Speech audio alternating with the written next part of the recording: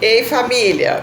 Olha só, nessa época de quarentena, eu tô vendo aí que tá muita gente gravando disco, gravando live, né? E eu não vou fazer live, não. Eu tô a fim de a gente fazer um estudo bíblico, né? Que tem muito a ver com o tempo que a gente está vivendo hoje, né? Umas coisas assim meio que do nada, né?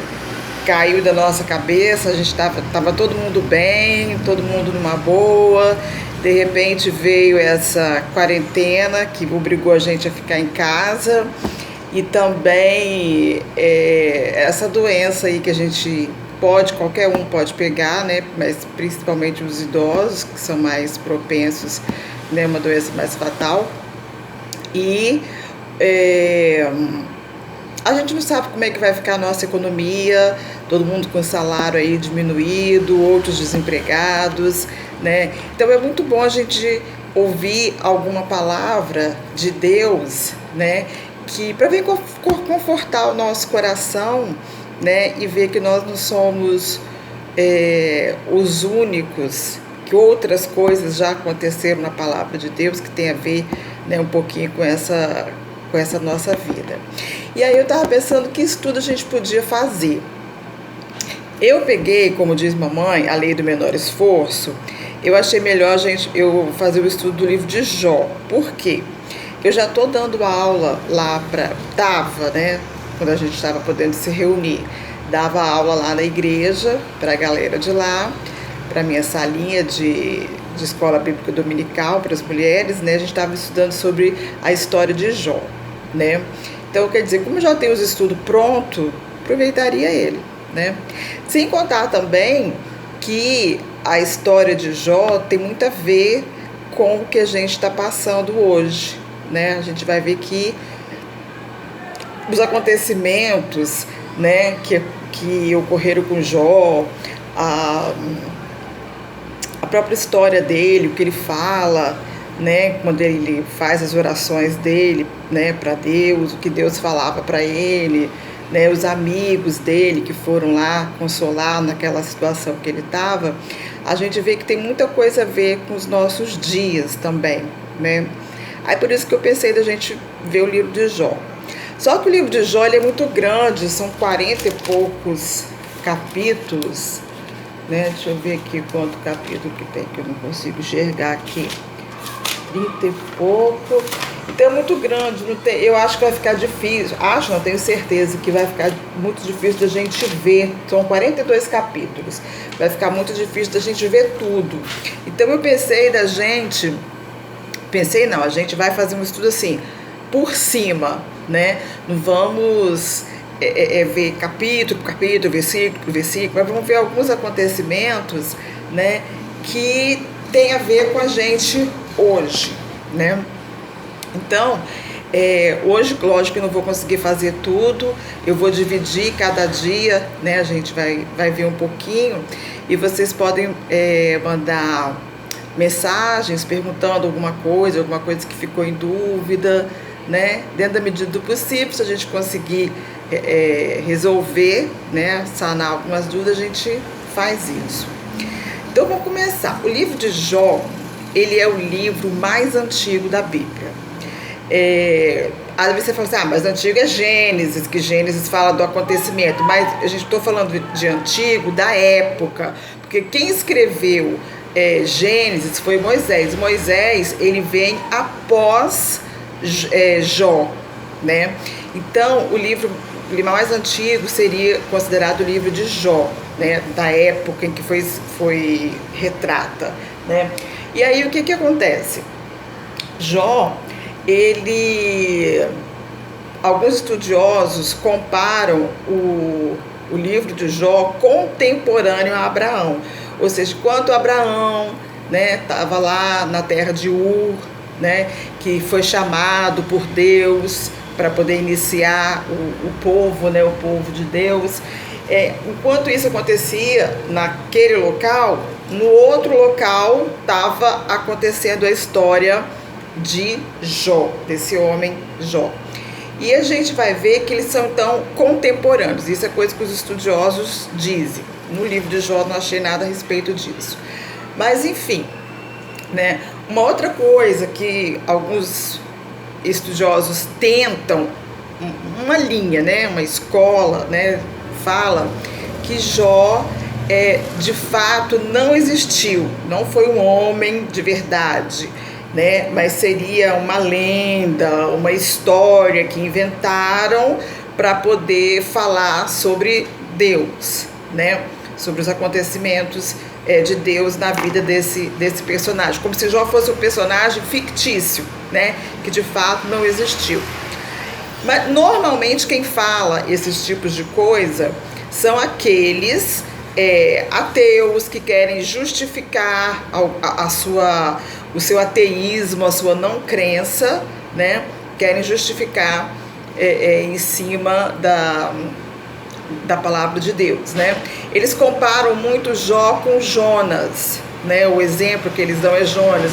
Como que pode, né, um homem ser engolido por um peixe, né? Como que pode um peixe vomitar o homem, né, na praia? Isso não existe, né?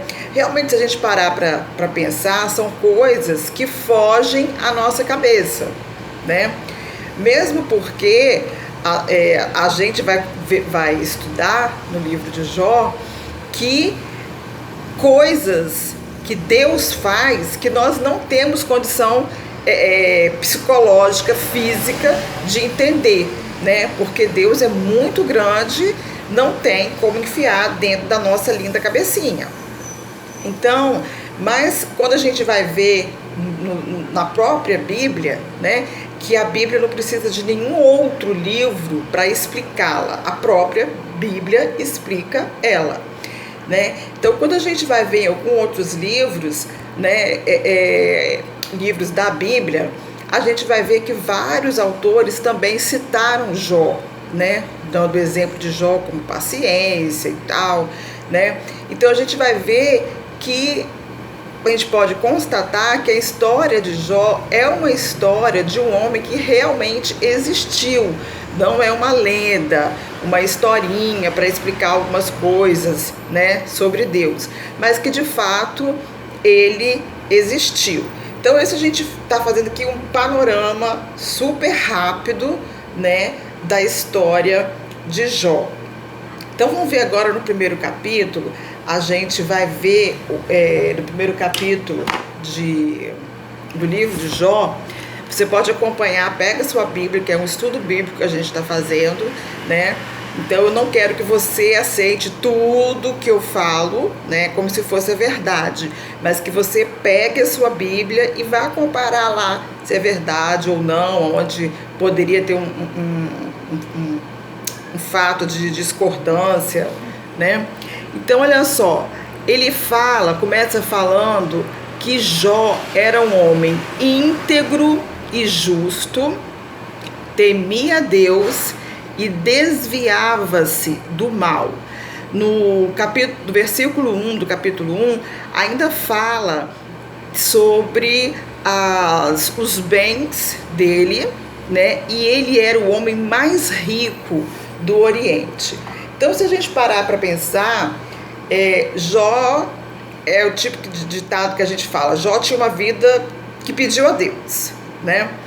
Ele era bem casado, bem estruturado financeiramente, era o homem mais rico do Oriente, né? Aí fala sobre a quantidade de bens que ele tinha, de cabeças de bois, jumentos, camelo, ovelhas. Quer dizer, isso na época dele era os bens, media-se os bens, né? A quantidade de riqueza pela quantidade de cabeças de boi que a pessoa tinha. Hoje você mede a quantidade de dinheiro, de carro, de casa, né? Mas antigamente era assim.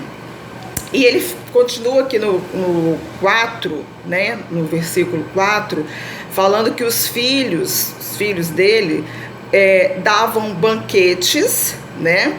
Ele tinha 7 filhos, homens, e 3 filhas, né, mulheres, e eles viviam em festa, né? Comiam, bebiam, se divertiam, né?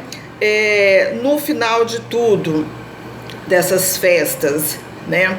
Jó fazia sacrifícios aos filhos, porque, olha só, ele fazia um sacrifício, por quê? Por que ele fazia o sacrifício? Talvez os meus filhos tenham lá no íntimo pecado e amaldiçoado a Deus. Então, Jó fazia sacrifício pelos filhos, não pelos filhos realmente terem cometido algum pecado, né? Aqui fala, talvez vá que sem querer, né, nessas festas, poderia ter tido bebida, né, piadinhas, brigas, né, que, né, tem alguma confusão. Vá que nessas festas, no íntimo, até mesmo sem ninguém ficar sabendo, os meus filhos tenham cometido algum pecado.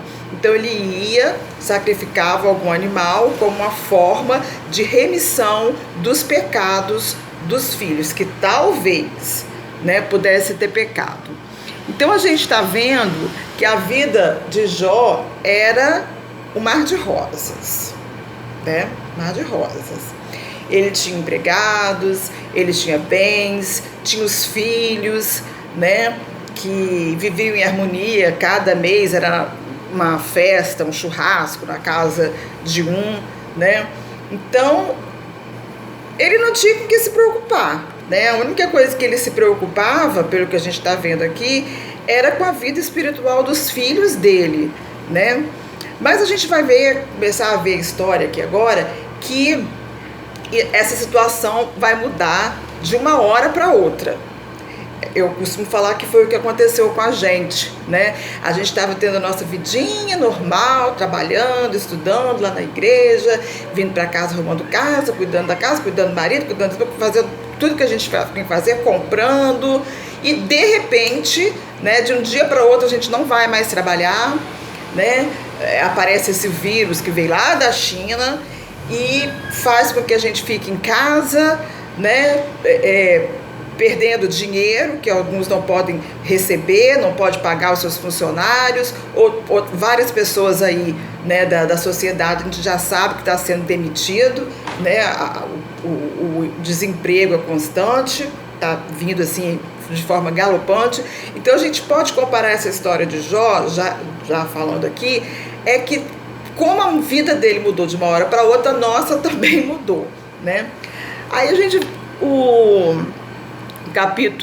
ainda no capítulo 1, né, sai de uma cena, da cena onde tem Jó, bem, numa boa, e parte para o céu, né? Aí começa falando que lá no céu, né, havia uma reunião de anjos, né, o próprio Deus e Satanás, né?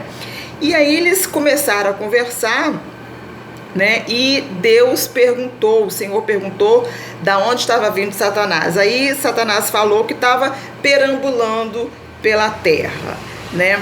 E aí Deus pergunta, já que você estava lá na terra, né, perambulando, você viu o meu servo Jó? Você observou o meu servo Jó? Você reparou, né, que não há na terra ninguém como ele, irrepreensível, ou seja, não tem Deus falando de Jó. Eu não tenho do que repreender ele é um homem íntegro, honesto, né, mesmo ele sendo rico, tendo seus empregados, ele paga todo mundo em dia, essa coisa toda. Um homem temente a Deus, né, que tinha respeito por Deus e evitava o mal. Uma coisa que eu acho interessante aqui nessa história é que a opinião de Deus a respeito de Jó.